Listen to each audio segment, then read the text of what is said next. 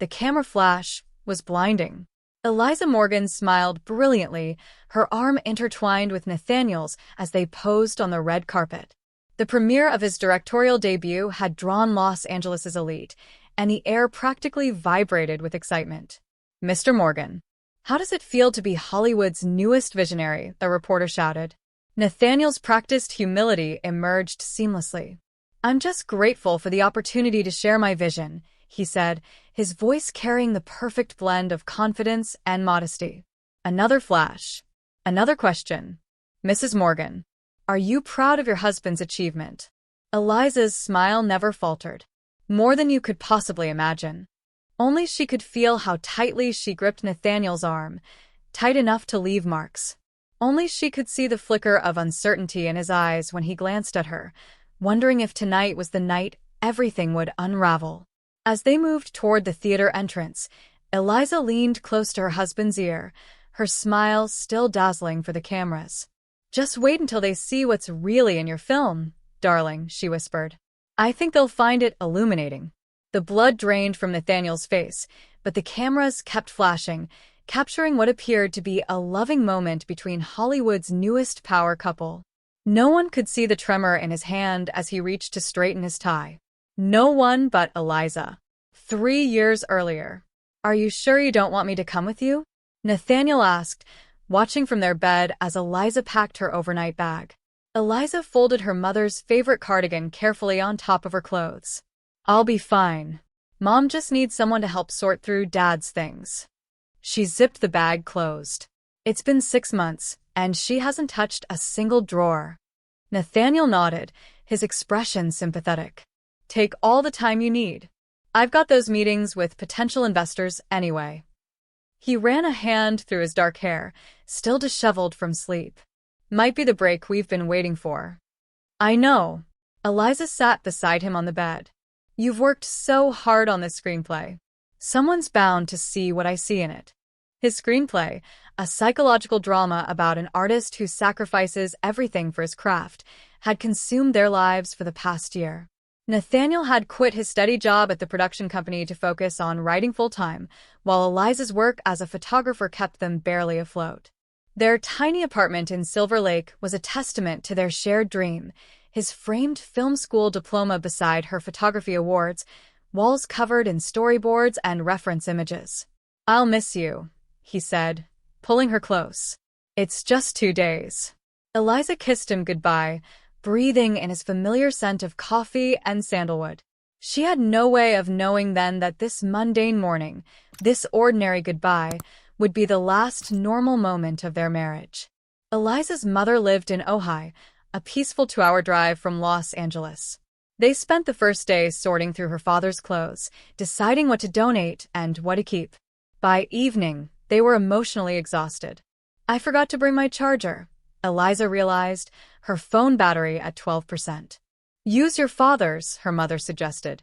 "It's still in his nightstand." The charger was there, tangled among loose change and receipts. As Eliza plugged in her phone, she noticed a small notification appear. "Photos from Nathaniel's iPhone have been added to your shared album." She smiled, thinking Nathaniel was sending her updates about his meetings. They'd set up shared albums when they first started dating, a digital scrapbook of their life together. Eliza opened the notification. What she saw didn't make sense at first. Photos of their living room, but rearranged. Wine glasses on the coffee table. A woman's jacket she didn't recognize draped over their couch. More photos. The same woman in their kitchen, wearing one of Nathaniel's shirts. The woman in their bed, her blonde hair spread across Eliza's pillow as she posed seductively for the camera. And finally, Nathaniel, shirtless, taking a mirror selfie with the woman's arms wrapped around him from behind. Eliza's phone slipped from her hands. "Honey," her mother called from the other room. "Are you okay? I thought I heard something fall." "I'm fine," Eliza managed, her voice distant to her own ears. "Just dropped my phone." She picked it up with trembling fingers and scrolled through the photos again. 26 in total. The timestamp showed they had been taken just hours after she'd left for Ojai. The betrayal was so brazen, so immediate, it seemed calculated to hurt her. But she knew it had been a mistake. Nathaniel had accidentally uploaded the photos to their shared album instead of keeping them private. Eliza's first instinct was to call him, to scream, to demand explanations. Instead, she sat on the edge of her father's bed, her mind racing through every conversation, every moment of the past months, searching for signs she might have missed. She took screenshots of everything before deleting the shared album. Then she blocked Nathaniel's number and turned off her phone. When Eliza returned home 2 days later, the apartment was immaculate. No wine glasses, no evidence of anyone but them having been there. Nathaniel was waiting with dinner prepared and excuses about his meetings running late, about how he'd missed her calls because his phone had died. Eliza said nothing about the photos. She ate the dinner he prepared. She listened to his fabricated stories about potential investors. She even made love to him that night, mechanical and distant, while her mind formulated a plan. Because Eliza had realized something during those 2 days of silence, Nathaniel Morgan wasn't just a cheater. He was a man who believed he was smarter than everyone around him, especially his wife. And that would be his downfall. Over the next 3 months, Eliza became the perfect supportive wife. She encouraged Nathaniel's ambitions, worked extra photography gigs to support them, and never once mentioned the blonde woman or the photos. Meanwhile, she gathered evidence methodically. The woman, Vanessa Klein, an aspiring actress, wasn't just a one-time indiscretion. She was a recurring character in Nathaniel's alternate life, one he maintained with surprising carelessness once he believed Eliza was oblivious. Text messages screenshot from his unlocked phone while he showered. Credit card statements showing dinners and hotel rooms on nights he claimed to be networking. The lipstick shade that occasionally marked his collar, a distinctive burgundy that Eliza found with a simple search of Vanessa's social media profiles. But the most valuable discovery came when Eliza found Nathaniel's journal hidden in his desk drawer. In it, he detailed not just the affair, but his calculated plan to use Eliza's photography connections and financial support until he no longer needed her. The journal entries were cold, clinical assessments of what she was worth to him, how much longer he would need to maintain the marriage, and his strategies for eventually leaving her once his career was established. "She's too trusting," he'd written. "It makes this almost too easy." Eliza photographed every page, then returned the journal exactly as she'd found it. That night, she formulated her own plan, one worthy of Nathaniel's screenplay. It would require patience, precision, and a performance more convincing than any Nathaniel had ever given. "I think you should direct it yourself," Eliza said one evening, 6 months into her charade. They were reviewing rejection letters from production companies, the third round of rejections for Nathaniel's screenplay. "What?" Nathaniel looked up from his laptop, frustrated and defeated. "Your screenplay. You should direct it yourself." Eliza sat beside him, her expression earnest. "You know this story better than anyone. Why trust someone else to tell it?" "Because directing requires money we don't have," he said, rubbing his temples. "What if I could get the money?" Eliza asked quietly. Nathaniel studied her face. "How?" "My father's life insurance finally came through," she lied smoothly. "There was no life insurance. Her father had left only debts. Mom wants me to invest it in something meaningful." "How much?" "Enough for a low-budget independent film. If we're careful." Nathaniel's expression transformed, hope replacing dejection, calculation replacing frustration. Eliza could almost see the gears turning behind his eyes as he reassessed her value to him. "Are you serious?" he asked, taking her hands. "Completely." She smiled. "I believe in you, Nathaniel. I always have." The kiss he gave her then was probably the most genuine moment they'd shared in months. Eliza accepted it, knowing it was really meant for her fictional money. "There's just one condition," she added. "I want to be the director of photography. It's time I moved beyond still photography, and who better to guide me than you?" Nathaniel hesitated only briefly before agreeing. In his mind, he was already accepting awards, already moving beyond both Eliza and their modest life. "We'll need to revise the script a bit," she continued. "Make it producible on our budget." "Of course," he agreed eagerly. "We'll start tomorrow." That night, As Nathaniel slept beside her, Eliza stared at the ceiling, her heart racing with both fear and exhilaration. Phase 1 of her plan was complete. He'd taken the bait. Now came the hard part. The day Eliza's fictional money was supposed to arrive, she staged a crisis. "It's gone," she sobbed into the phone, calling Nathaniel from outside her mother's house. "Mom invested it all with that financial advisor. The one from the news. The one who just got arrested for fraud." Nathaniel's silence on the other end was deafening. "I'm so sorry," she continued, her voice breaking perfectly. "I should have been more careful, should have insisted we get the money first before making any promises." When Nathaniel finally spoke, his voice was controlled, but Eliza could hear the rage simmering beneath the surface. "We've already hired people, Eliza. We've signed contracts." I know," she cried. "But I have an idea, a backup plan." The idea she presented was both desperate and brilliant. They would max out their credit cards, borrow from friends, and film a scaled-down version of the movie. Just enough to create a proof of concept that could attract real investors. "It's not ideal," she admitted, "but we've come too far to give up now." Nathaniel eventually agreed, not because he believed in the project anymore, but because he had no choice. He'd already announced the film to his industry contacts, already positioned himself as an up-and-coming director. His reputation was on the line. The shoot was a nightmare by design. Eliza, as director of photography, subtly sabotaged just enough to create constant problems without raising suspicion. Equipment mysteriously malfunctioned. Memory cards corrupted. Lighting setups took hours longer than scheduled. Nathaniel's frustration grew with each passing day, but the footage, what little they managed to capture, was undeniably beautiful. Eliza made sure of that. The film had to be good enough to keep him invested, to push him forward despite the challenges. Meanwhile, their financial situation deteriorated rapidly. Credit card bills mounted. Rent went unpaid. Eliza quietly withdrew from their joint accounts, setting aside money in a separate bank account Nathaniel knew nothing about. The pressure transformed him. The charming mask he'd worn for so long slipped more frequently, revealing the coldness Eliza had discovered in his journal. He stayed out late with potential investors who never materialized. He returned home smelling of Vanessa's distinctive perfume, not even bothering to shower it away anymore. One night, after a particularly difficult shoot, Nathaniel exploded.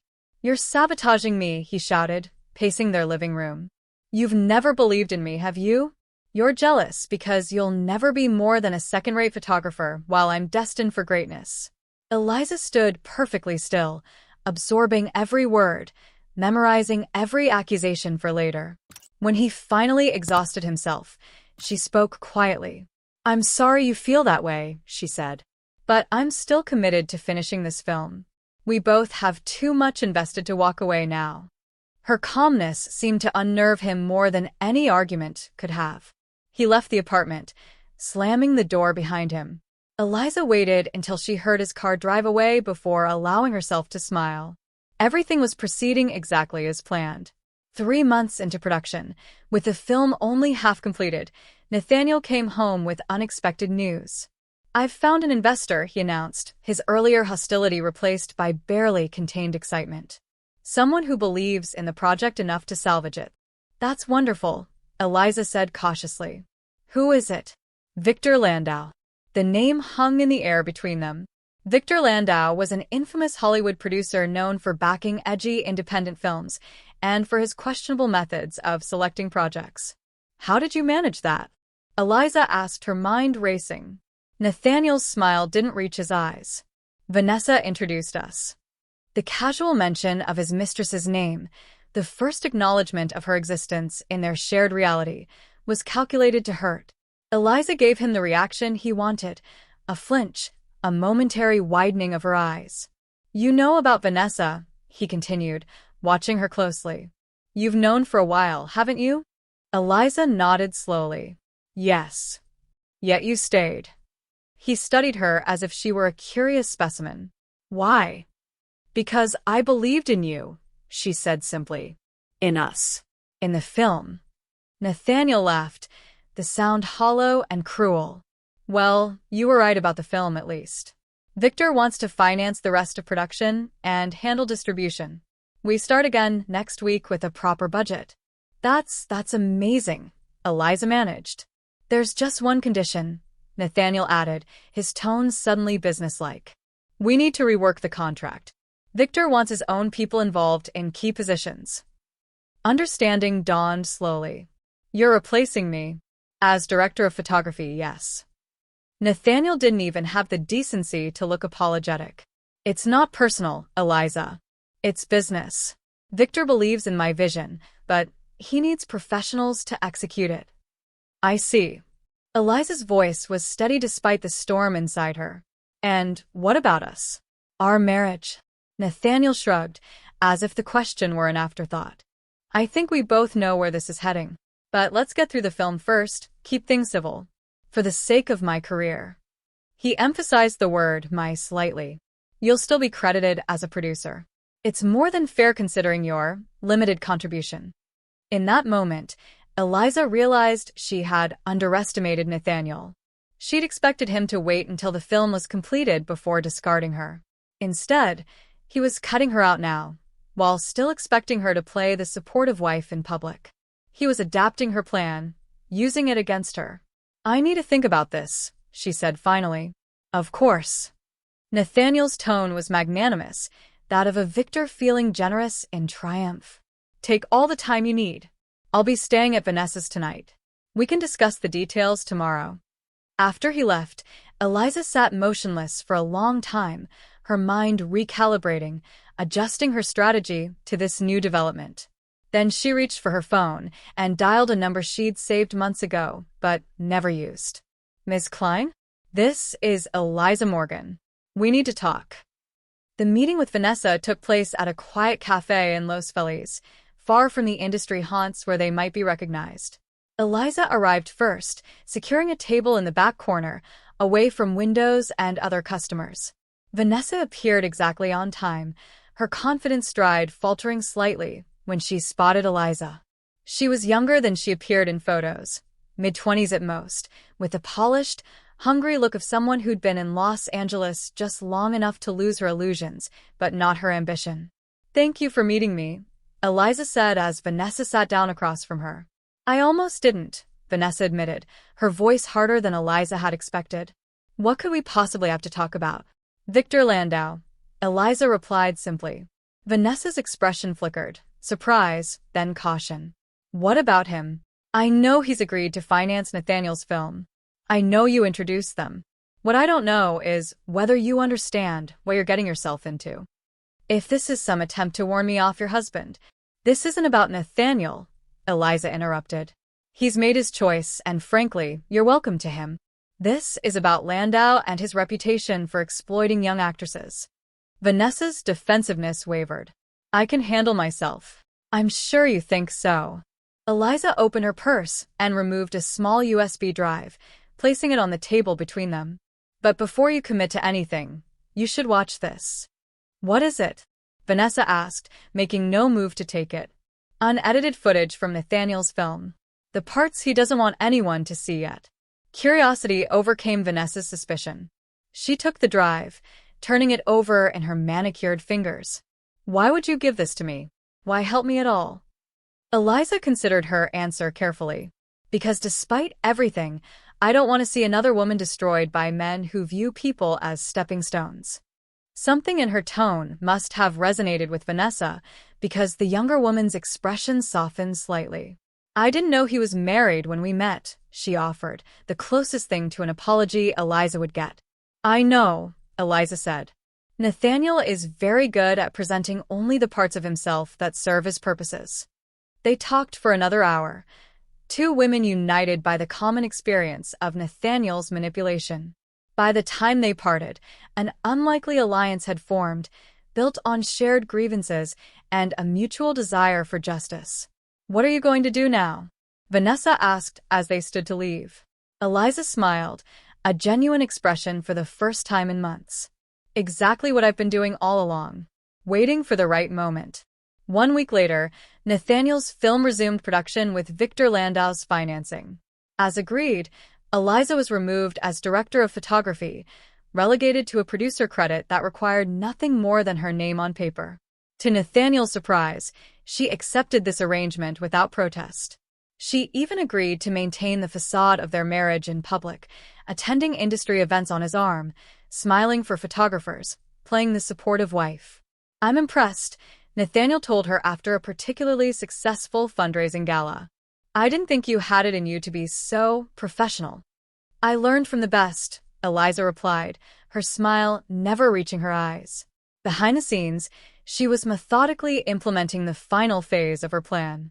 The evidence she'd gathered over months, the journal entries, the financial records, the text messages, all pointed to more than just infidelity. They revealed a pattern of manipulation and fraud that extended beyond their marriage to Nathaniel's professional dealings. Meanwhile, she maintained regular contact with Vanessa, whose initial hostility had transformed into something like respect. The younger woman provided valuable information about Landau's involvement in the project, including financial details Eliza wouldn't otherwise have access to. "He's cutting corners everywhere," Vanessa reported during one of their clandestine meetings. "Using non-union crews, filming without proper permits. Nathaniel knows, but doesn't care as long as the film gets made." "And the content?" Eliza asked. "Has he changed the screenplay?" Vanessa nodded grimly. "Landau insisted on adding explicit scenes that weren't in the original script. He claims they're artistically necessary, but they're really for his private collection," Eliza finished, familiar with the producer's reputation. The worst part is that Nathaniel agreed immediately. No hesitation. The information confirmed what Eliza had suspected all along. In his desperation to complete the film, Nathaniel had compromised not just his artistic integrity, but his basic ethics. It was exactly what she needed. 3 months later, Nathaniel's film was complete. Against all odds, or perhaps because of Landau's connections, it was accepted into a prestigious film festival, generating the industry buzz Nathaniel had always craved. The night before the premiere, he returned to the apartment they still technically shared, though he now spent most nights elsewhere. Eliza was surprised to see him, even more surprised by his unexpectedly conciliatory mood. "I want to thank you," he said, pouring himself a glass of the expensive scotch he'd brought. "For everything." Eliza accepted the glass he offered her, but didn't drink. What brought this on? Perspective. Nathaniel sat across from her, looking more like the man she'd married than he had in months. "Tomorrow is the biggest day of my career. I've been thinking about how I got here, about the people who helped me along the way." "And you remembered I exist," Eliza said dryly. He had the grace to look embarrassed. "I know I've been difficult. That's why I want to make things right." "How exactly do you plan to do that?" Nathaniel reached into his jacket and withdrew a document. "A revised divorce settlement. More generous than the last one I proposed. You'll get a percentage of the film's profits, a proper producer credit. Financial security." Eliza took the document, scanning its contents with a carefully neutral expression. "Very generous indeed. I want us to part as friends, Eliza. No bitterness, no public drama. We can both move forward with dignity." She considered him for a long moment, this man she'd once loved, now revealed as a stranger. "And what about Vanessa?" Nathaniel had the decency to look uncomfortable. "That's complicated." "I imagine it is," Eliza agreed. "Especially now that she's no longer useful to you." His eyes narrowed. "What does that mean?" "Just that I notice she hasn't been invited to any of the pre-premiere events. That Victor Landau seems to be keeping her at arm's length despite her contributions to the project." Nathaniel's expression darkened. "Have you been talking to her?" "Would it matter if I had?"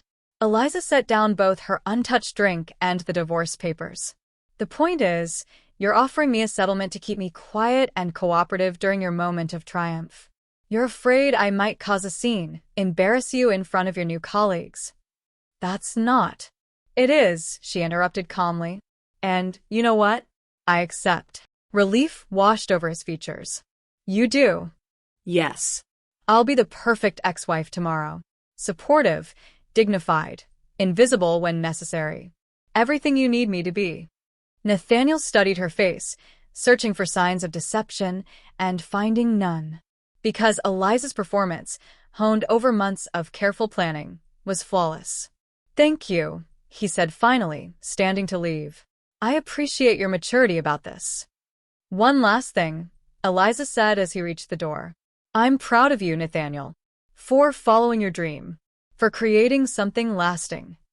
He paused, visibly moved by her words. In that moment of vulnerability, Eliza saw a glimpse of the man she'd fallen in love with, or perhaps the man she'd imagined him to be. "That means more than you know," he said softly before closing the door behind him. Alone in the apartment, Eliza finally allowed herself a genuine smile. Tomorrow would be Nathaniel Morgan's big day, just not in the way he expected. The camera flash was blinding. Eliza Morgan smiled brilliantly, her arm intertwined with Nathaniel's as they posed on the red carpet. The premiere of his directorial debut had drawn Los Angeles' elite, and the air practically vibrated with excitement. "Mr. Morgan, how does it feel to be Hollywood's newest visionary?" a reporter shouted. Nathaniel's practiced humility emerged seamlessly. "I'm just grateful for the opportunity to share my vision," he said, his voice carrying the perfect blend of confidence and modesty. Another flash. Another question. "Mrs. Morgan, are you proud of your husband's achievement?" Eliza's smile never faltered.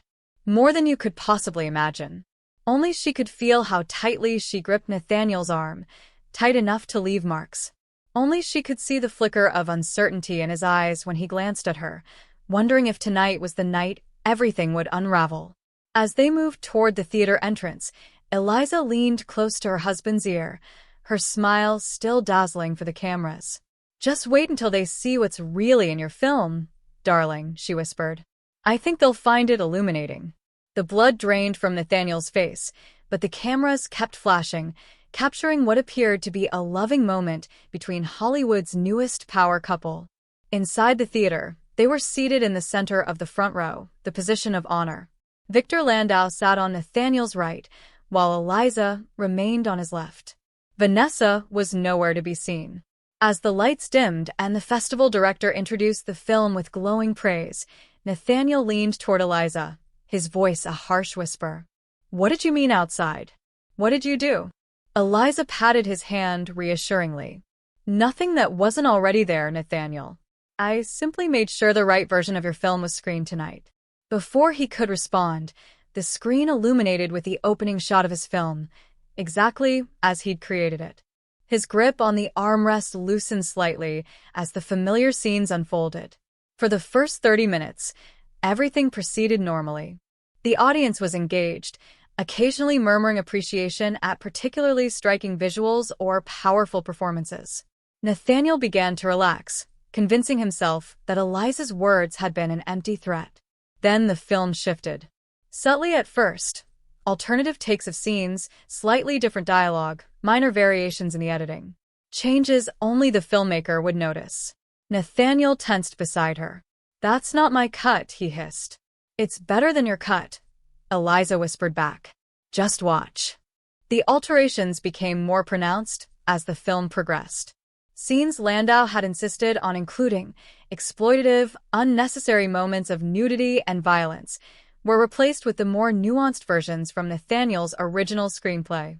But the real shock came during what should have been the film's climactic confrontation between the protagonist and his mentor.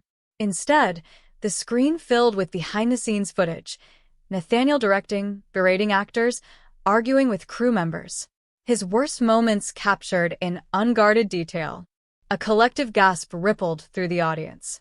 Then, most damning of all, excerpts from Nathaniel's journal appeared as text overlaid on these moments, revealing his calculated manipulation of everyone around him, including Eliza, Vanessa, and eventually Landau himself. "I've created a masterpiece of deception," one entry read. "They all believe they're essential to my vision when they're merely tools to be discarded once they've served their purpose." Nathaniel lunged for Eliza's arm. "Stop this," he demanded in a frantic whisper. "How did you get these?" "The same way you got everything you wanted," she replied calmly. "By being patient and recognizing opportunity when it presented itself." Around them, The audience's reaction was transforming from shock to outrage.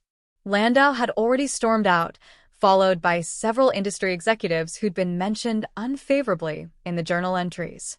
"You've ruined me," Nathaniel said, his voice hollow with disbelief. "No," Eliza corrected him. "I've made you famous, just for all the wrong reasons."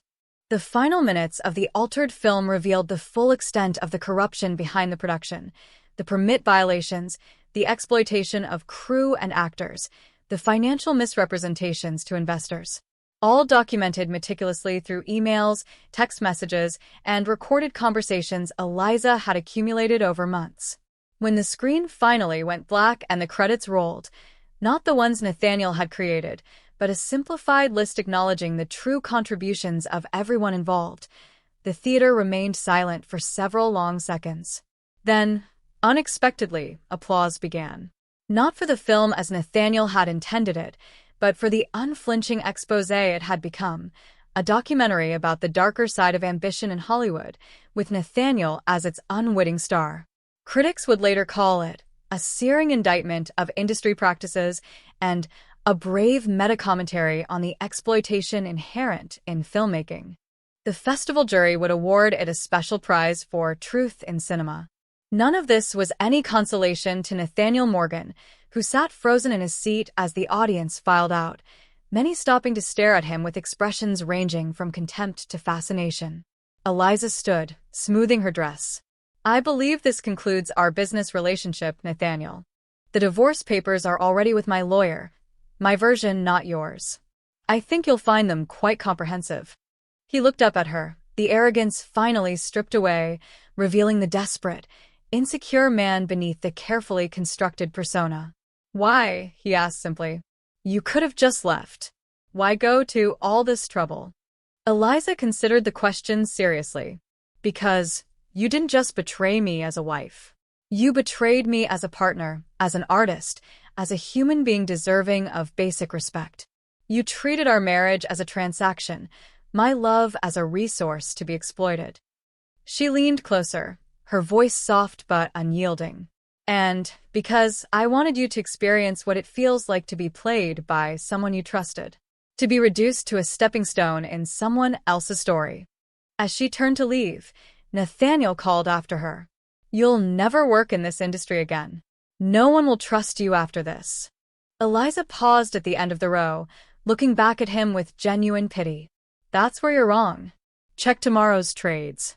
I've already accepted a position as creative director at Meridian Studios.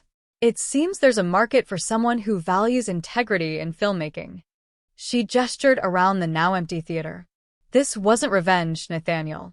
It was justice, for me, for Vanessa, for everyone you used and discarded. The difference is I made sure the punishment fit the crime.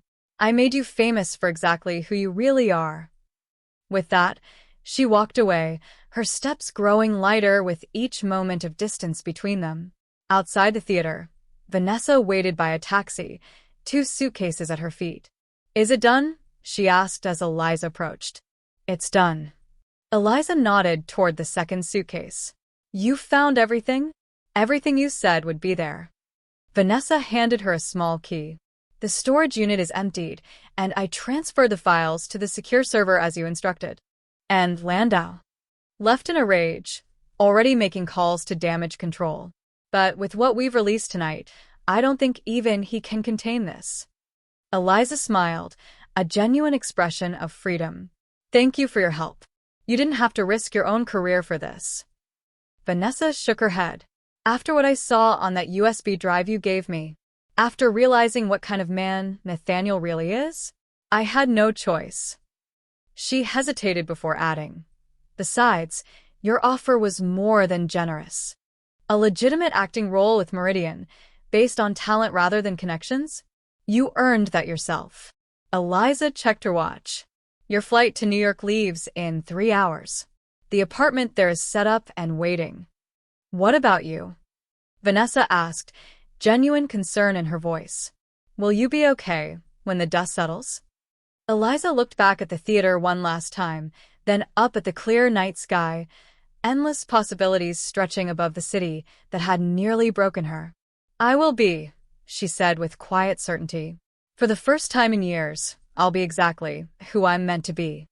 As Vanessa's taxi pulled away, Eliza walked alone down the emptying red carpet, ignoring the few remaining photographers who called her name. Tomorrow, the industry would be buzzing with the scandal. Her phone would ring constantly with interview requests, offers, demands for explanations. Nathaniel would attempt damage control, probably accuse her of fabricating evidence or manipulating the truth. None of it mattered now.